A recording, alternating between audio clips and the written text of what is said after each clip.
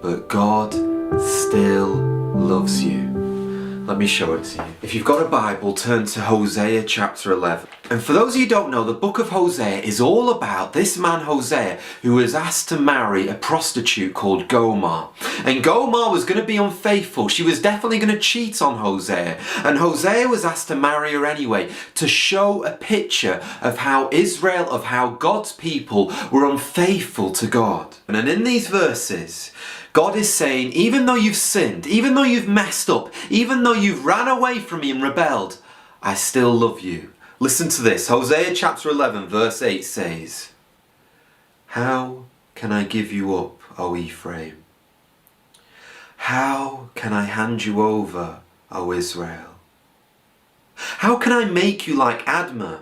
How can I treat you like Zeboiim?" And Admah and Zeboiim were towns inside of Sodom and Gomorrah. And we know what happened there, don't we? God, in other words, is saying, I can't rain fire and brimstone on you. I can't send you to hell. I love you too much. I can't punish you. I care about you this much.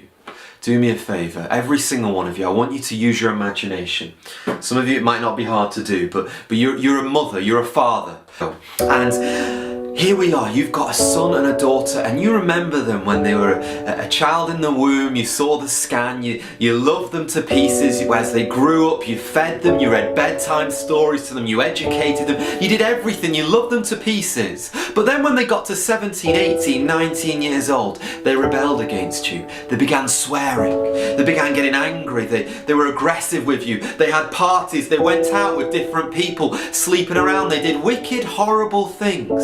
And you said, I can't take this anymore. You're breaking my heart too much. I'm sorry, you're going to have to move out. You can't live with me anymore. And there you are, you've got your child, and they have a bag full of clothes, and they walk to the front door. And just as they put their key into the front door, they turn round, and they look at you.